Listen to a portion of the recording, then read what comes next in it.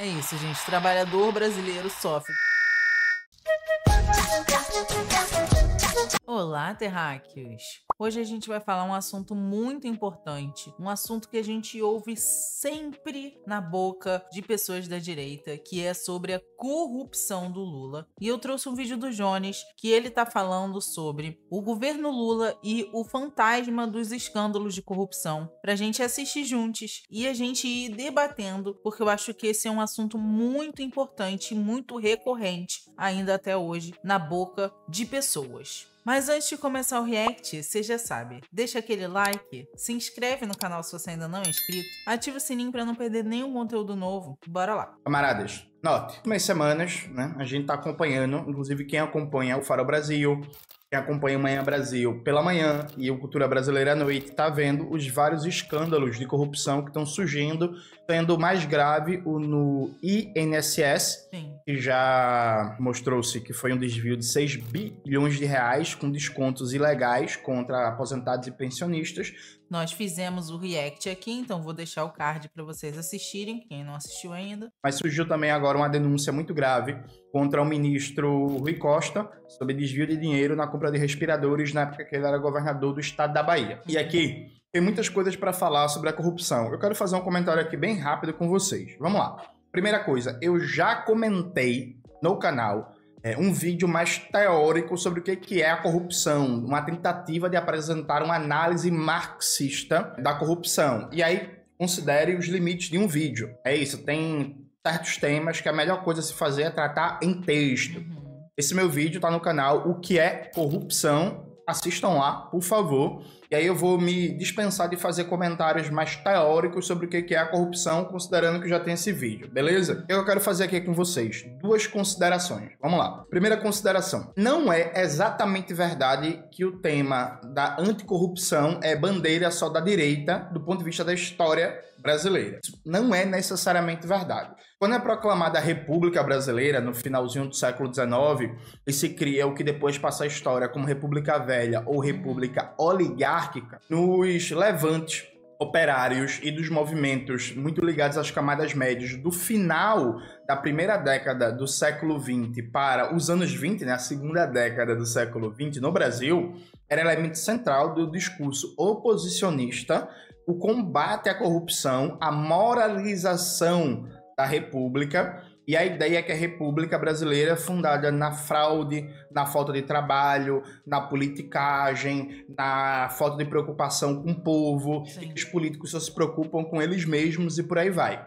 Você pega, por exemplo, o ciclo de revoltas tenentistas, revolta dos 18 do Forte, em 5 de julho de 1922, Levante Paulista de 24, depois Coluna Prestes, você vai ver que era muito forte o discurso e que o problema da República é a corrupção, é a imoralidade, é a fraude eleitoral, é que os políticos não trabalham. Nem parece o mesmo discurso de hoje, né? Nem parece que a gente ouve os mesmos argumentos de sei lá quantos anos atrás até hoje, né? São venais, ambiciosos, meio que vagabundos, não usava essas palavras, mas é isso que eu queria dizer, vagabundos e por aí vai. O livro da professora Anita Prestes, A Coluna Prestes, que foi recentemente relançado pela Boitempo, bota aí na tela, Maxwell, por favor.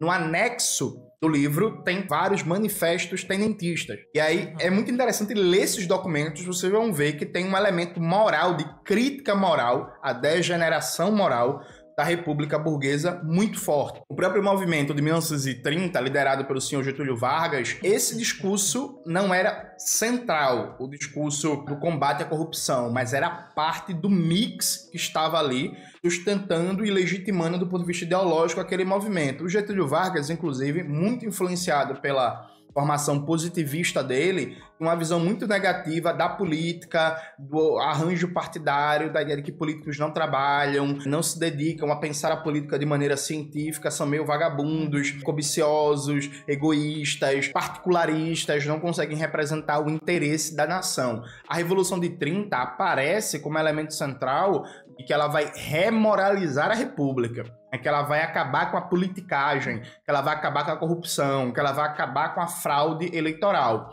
Então, no começo do século XX, estava ali muito forte muito forte mesmo, um discurso anticorrupção como elemento central de crítica à República Velha. Claro que no final do governo Vargas, o discurso anticorrupção se vira contra o Getúlio Vargas, inclusive porque, sim, no final dos anos 40, no final do governo Vargas, né, no começo dos anos 40, se descobriu vários casos de corrupção e enriquecimento ilícito de pessoas ligadas ao Getúlio Vargas. Aí, a UDN, que se forma, a União Democrática Nacional, o principal partido liberal, que se forma no pós-Segunda Guerra Mundial de oposição ao varguismo e que depois vai se transmutar no trabalhismo, a UDN assume como central o discurso anticorrupção, embora no plano nacional isso seja verdade, isso não é toda a história. E se você pega, por exemplo, as campanhas do Miguel Arraes aqui em Pernambuco, tinha um debate muito forte contra a corrupção, contra o desvio de recurso público. Você pega a campanha do Djalma Maranhão, lá em Natal, no Rio Grande do Norte, tinha um debate também muito forte contra a corrupção, etc.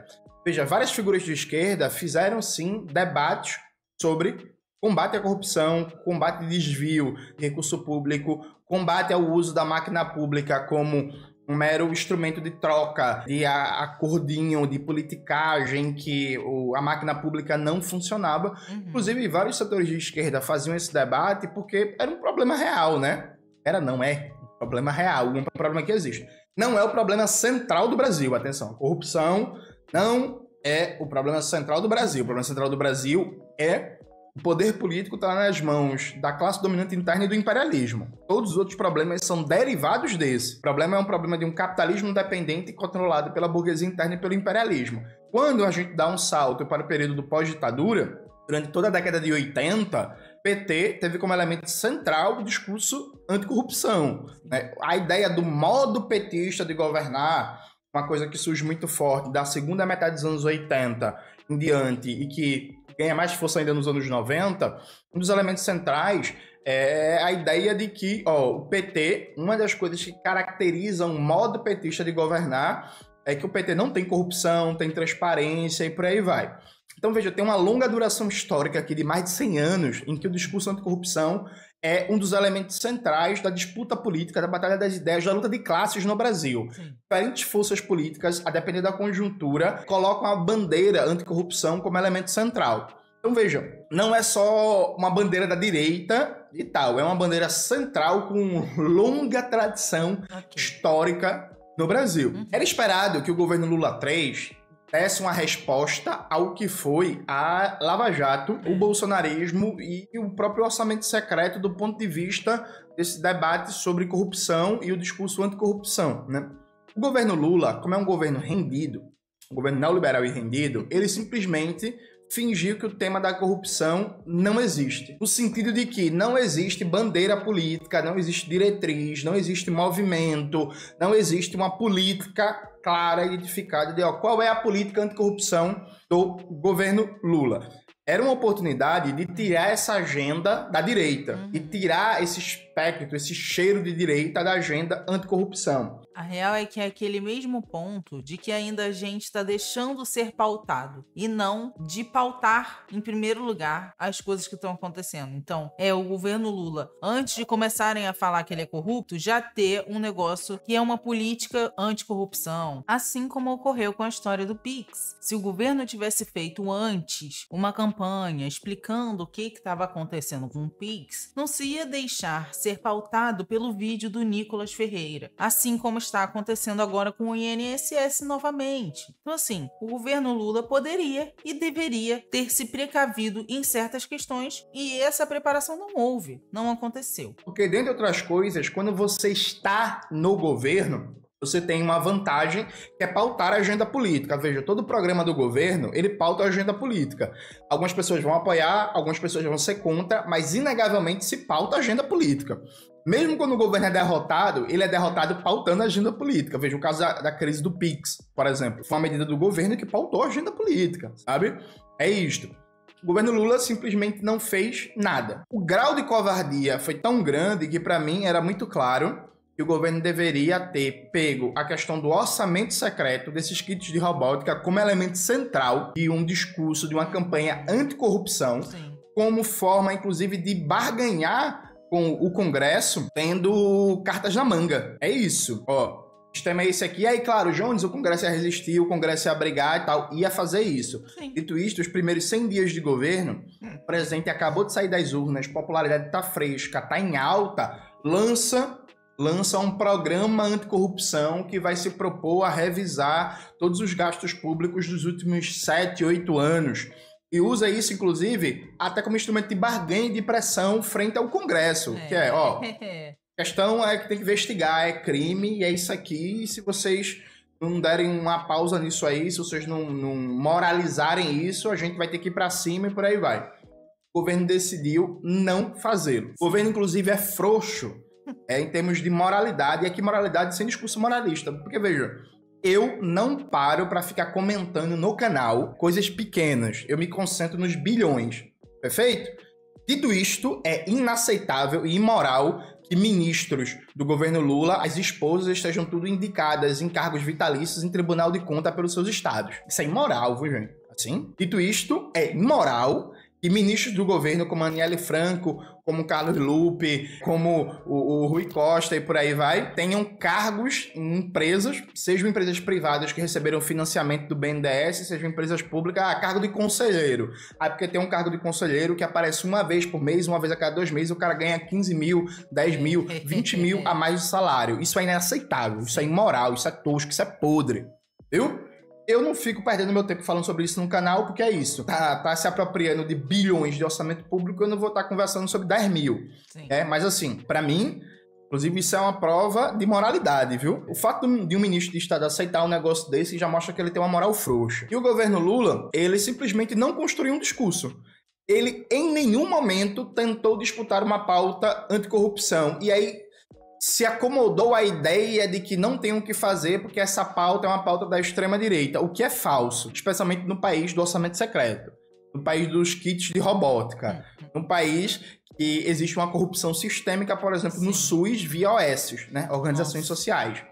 Agora, quando o governo Lula é acossado com o escândalo, por exemplo, do INSS, ele simplesmente não tem o que fazer, né? Ele não tem o que dizer.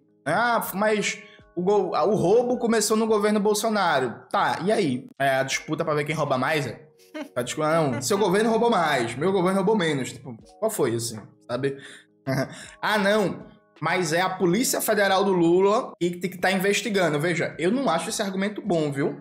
Porque se vocês partem do pressuposto que só tá investigando porque a Polícia Federal do Lula e que o governo Lula mandou investigar, a pergunta é bem óbvia, porque a operação foi detonada só em 2025 e não em 2023, por exemplo. E a coisa fica pior ainda, porque o governo, por causa do novo teto de gastos, está desde 2023 dizendo que está combatendo fraude, né? Combatendo fraude para o quê? Para cortar Bolsa Família, para cortar BPC de pobre. Sim. Aí o governo passa 2 anos dizendo que é o governo do pente fino, é o governo do combate às fraudes, e nesses 2 anos o governo não foi para cima de uma fraude do INSS que estava prejudicando pessoas pobres, trabalhadores e trabalhadoras. E indígenas. E que roubou 6 bilhões das pessoas.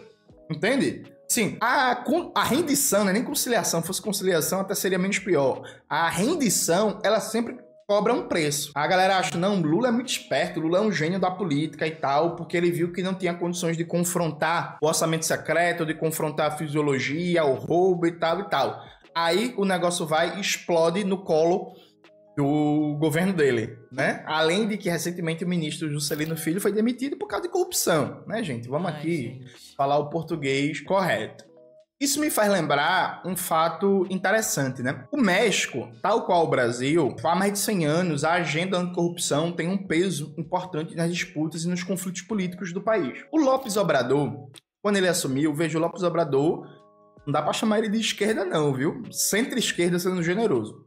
O López Obrador, quando ele assumiu, ele adotou como um dos elementos centrais do seu governo uma coisa que ele chama de austeridade republicana, que é baixar salário de ministro e de cargo de segundo e terceiro escalão, cortar esse negócio de cartão corporativo, ministro e o próprio presidente viajar em avião comercial, reduzir custo de champanhe, de camarão, de caviar e não sei o quê. Quando eu vi essa medida no começo do governo do López Obrador, eu não fui muito simpático não, porque eu pensei assim, cara, é demagogia da porra, né? Você vai ver, isso não economiza nem 0,15% do orçamento do governo federal, do governo nacional. Mas depois eu percebi que, na verdade, eu que tive uma visão míope, muito limitada. Esse negócio de austeridade republicana do Lopes Obrador, essa coisa de cortar privilégios, de cortar gastos desnecessários, de reduzir salários e tal, isso passou uma imagem de honestidade, de um governo sério, de um governo que vai parar de roubar e por aí vai. E uma parcela da população que é bombardeada pelos monopólios de mídia entende que a qualidade da sua vida, a pior ou a melhor, depende diretamente se estão roubando ou não. Então, para uma parte da população, a coisa funciona assim. A vida tá piorando é porque estão roubando muito lá em cima. A vida tá melhorando é porque estão roubando menos. É por isso que tem mais recurso público para saúde, para educação, para cultura, para lazer e tal. É ruim esse tipo de reflexão porque é falsa, né? Tá baseado, inclusive, num senso comum incutido pelos monopólios de mídia, pelos aparelhos ideológicos da classe dominante que resume política a corrupção. Dito isto, isso existe, né? E o governo Lopes Obrador conseguiu criar uma agenda política, conseguiu criar um slogan, conseguiu criar um conceito de dizer assim, ó, meu governo abraçou a agenda anticorrupção e quem melhor representa o debate anticorrupção no México somos nós, né? Uma austeridade republicana. Nada semelhante foi criado no governo Lula. Não adianta chegar para mim e falar o governo Lula criou a controladoria, o governo Lula deu autonomia para a PF, não sei o quê. Tudo isso é termo técnico, é debate técnico que não pega na massa da população. Se você quiser um consenso de massas em torno de algo, você tem que criar um conjunto de ideias de força. Fácil compreensão, de fácil circulação, que seja assimilado pelos diversos níveis de formação político-ideológica, de nível de consciência, de renda, de posição de classe, e, inclusive, acesso à educação formal, a nível superior ou não, e por aí vai. Nada disso foi criado. Terceiro governo Lula, quinto governo petista, continua não tendo uma ideia força para disputar a agenda anti-corrupção. E agora, o governo Lula está nas cordas, de novo, com um debate da oposição sobre corrupção. Que é a prova que a conciliação com tudo de pior e podre que existe, a rendição, ela cobra um preço, né? Parece ser uma medida muito esperta agora, porque você evita conflito, mas o conflito sempre vem. Então, para além das investigações, para além da necessidade de ressarcir as pessoas que foram lesadas pela fraude no INSS, para além da necessidade de investigar o Rui Costa, eu destaco uma coisa. É impressionante como o governo Lula e o PT são incapazes de apresentar uma resposta sistêmica, criar uma ideia-força para as principais tendências e correntes que vivem e existem na formação social brasileira e que volta e meia aparecem. Até porque, como a gente está vendo, essas tendências vêm de anos. Então, assim, não tem como eles falarem que a gente não sabia o que o povo estava falando. Não. Eles conseguem saber o que são as maiores preocupações do povo, quais são os maiores medos, para avaliar quais seriam as campanhas ou qualquer coisa que eles inventassem exatamente para destruir esses mitos, para realmente dar segurança para a população, para mudar essa imagem que o governo tem. Mas isso não foi feito. A agenda de corrupção é uma delas. E mais uma vez, a direita e a extrema-direita está na ofensiva sobre o tema. Mesmo, por exemplo, os caras têm a Prefeitura de São Paulo, que fez o maior número de contratos emergenciais da história da Prefeitura de São Paulo. Assim, coisa mal cheirosa que só a porra. Mesmo sendo o governo Bolsonaro que foi. Mesmo tendo o orçamento secreto, né? A compra de kits robóticas Brasil afora. Mas, novamente, os caras conseguiram emplacar um debate anticorrupção, dizendo que a esquerda é corrupta a partir dos problemas do governo Lula, porque esse governo é incapaz de disputar qualquer agenda política central da sociedade brasileira, né? Uma tristeza. O brasileiro trabalhador, ele passa muita raiva. O brasileiro trabalhador comunista, ele tá fudido, né? A alegria é que tá vindo aí o documentário da Carol G.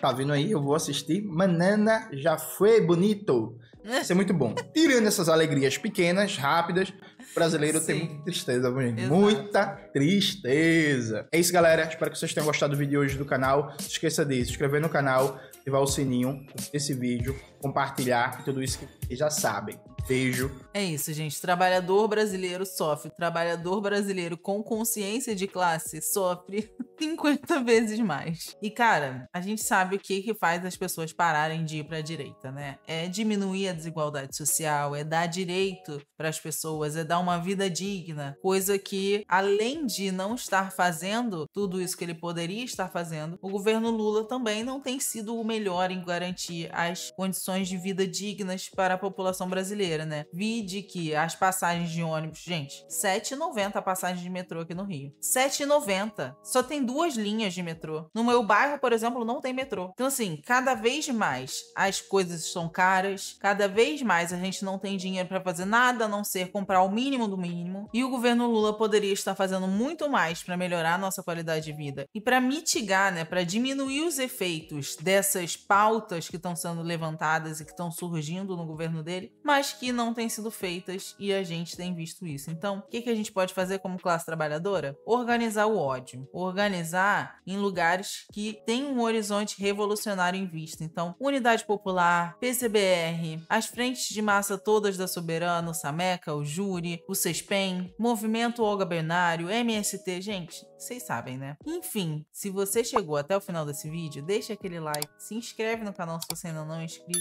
ativa o sininho para não perder nenhum conteúdo novo do canal. Se você gosta do meu trabalho, considere contribuir a partir do Apoia-se, do Pix que tá aqui na tela, ou se tornando membro aqui do canal, que a gente tá lendo o que fazer, tem VOD das lives, tem muitos conteúdos exclusivos só para membros. E é isso, beijos e até a vitória!